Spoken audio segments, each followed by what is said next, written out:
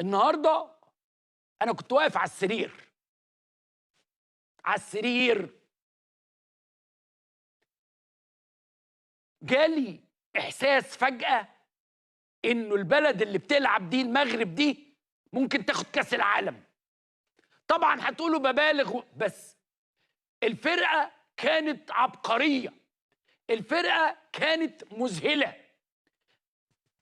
الناس مسيطرة على الماتش من أول دقيقة لآخر دقيقة. يعني ما تقدرش تقول إيه زي ما حصل مثلا في ماتش اليابان، زي ما حصل في ماتش السعودية، إنه كان في فرقة مسيطرة وخسرت. لا، هم مسيطرين وعدالة السماء نزلت في الدوحة والمغرب كسبت. أداء مرعب. أنا اللي عاجبني في الماتش ده وماتش الأرجنتين وماتشات تانية كتير اني بشوف في عينين الفرق الكبيره دي عدم التصديق. انت تبص، يعني طبعا عينين المنتخب المغربي كلها سعاده. بص شوف عينين بلجيكا عامله ازاي، حاله ذهول وعدم. مين دول؟ من انتم يا اسود الاطلسي؟ من انتم؟ هم الناس قاعده تقول ايه اللي بيجرى؟ الناس دي بتلعب كده ازاي؟ الجون اللي دخل ده يا ساده دخل قبليه في الشوط الاول، هي نفس الكوره من الناحيه الثانيه. الجون ده دخل فيه نفس الجون من زياش في الشوط الاول واتحسب اوفسايد.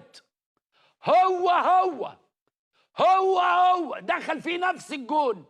الكرة دي لأول مرة تتعمل في كأس العالم النسخة ديت، إنه من المكان ده حد يجيب الكورة. أدي زي شيء نفس الكرة وقتها قال لك أوفسايد. نفس الكرة من الناحية التانية دخلت في الجون برضه بنفس الطريقة. كان أداء عظيم، أداء عبقري.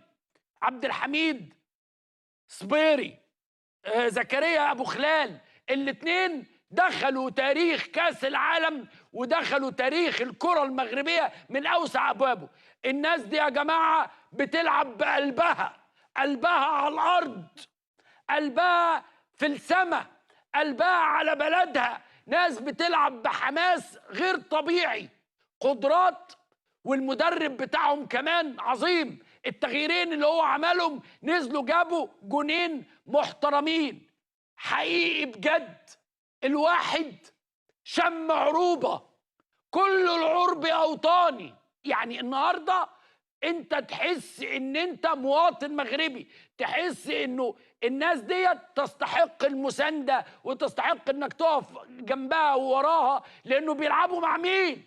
تاني العالم، اسياد الكرة الارضية، اللي بيلعبوا في البريمير ليج، اللي بيلعبوا في البوندس ليجا، اللي بيلعبوا مش عارف. كل ده لم يهتز شعرة من الشعب المغربي. النهارده بجد بالزاف بحبكم واسعدتونا وعملتوا اداء مشرف. وفي الغالب انتم في الدور القادم نقف وراكم ونشجعكم ونسعد بيكم. انا عايز اوريكم الجون للمره العاشره.